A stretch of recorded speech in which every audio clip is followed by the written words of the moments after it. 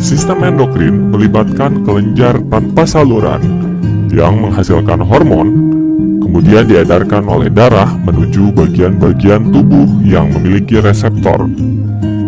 Jenis kelenjar endokrin dapat kalian lihat pada gambar berikut ini.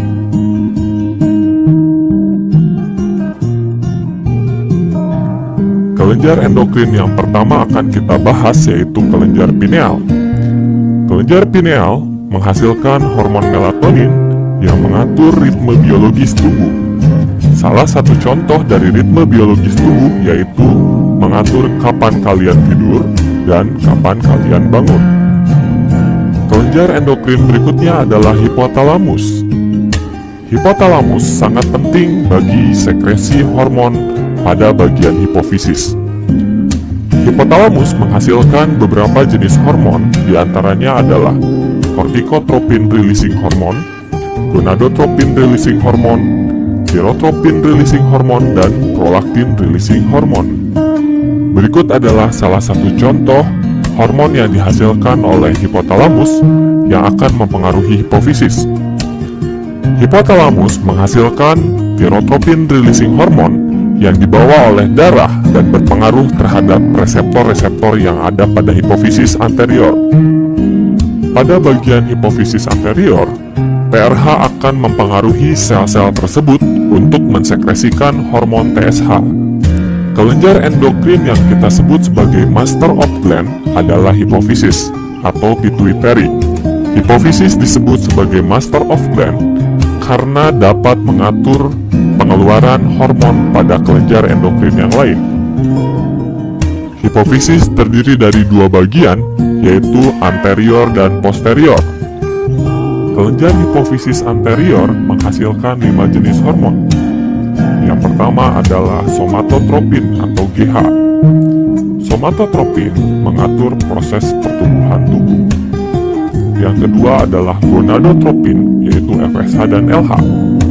FSH berperan dalam proses pertumbuhan folikel, sedangkan LH untuk proses ovulasi. Yang ketiga adalah adenokortikotropin hormon yang memacu kelenjar adrenal korteks menghasilkan hormon. Yang keempat adalah thyrotropin stimulating hormone yang memacu kelenjar tiroid menghasilkan tiroksin. Dan yang terakhir adalah prolaktin yang berperan dalam proses pengeluaran ASI. Hipofisis bagian posterior menghasilkan 2 jenis hormon, yaitu antidiuretik hormon atau vasopresin dan oksitosin. Antidiuretik hormon berperan dalam proses reabsorpsi air di ginjal, sedangkan oksitosin berperan untuk kontraksi rahim pada saat persalinan. Jenis kelenjar endokrin yang lain adalah tiroid dan paratiroid.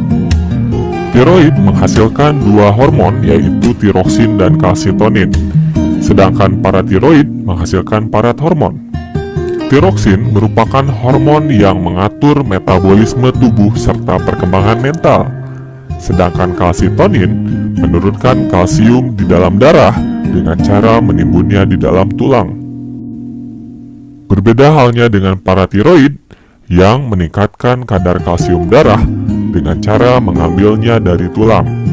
Kelenjar endokrin yang termasuk juga sebagai kelenjar eksokrin adalah pankreas.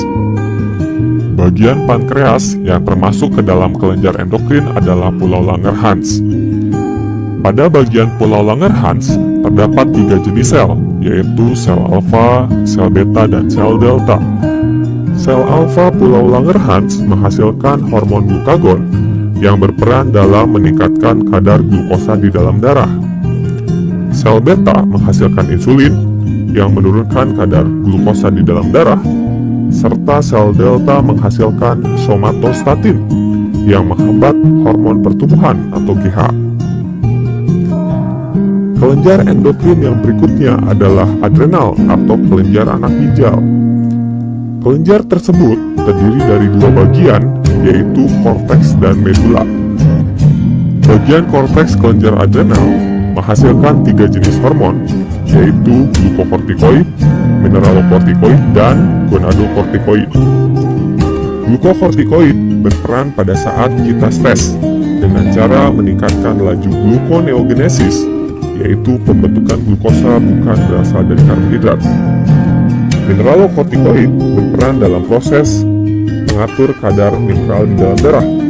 Salah satu contohnya adalah reabsorpsi natrium di dalam ginjal. Gonadokortikoid bekerja sama dengan hormon reproduksi lainnya, berperan dalam proses mengatur ciri sekunder pada pria maupun wanita. Bagian medula kelenjar adrenal menghasilkan dua jenis hormon, yaitu adrenalin dan noradrenalin. Kedua jenis hormon tersebut berperan pada saat kita ketakutan atau melakukan hal-hal yang ekstrim, dengan cara meningkatkan denyut jantung dan ritme pernapasan. Adrenalin memiliki kemiripan dengan glukagon, yaitu meningkatkan kadar glukosa di dalam darah. Kelenjar endokrin yang terakhir kita bahas adalah gonad. Pada pria, kelenjar gonad berupa testis, sedangkan pada wanita adalah ovarium. Bagian testis yang menghasilkan hormon adalah sel Leydig atau interstitial cell. Sel tersebut menghasilkan testosteron yang berperan dalam menentukan ciri sekunder pada pria. Ovarium menghasilkan dua jenis hormon, yaitu estrogen dan progesteron. Estrogen berperan untuk mengatur ciri sekunder pada wanita, sedangkan progesteron mempertahankan ketebalan dinding rahim.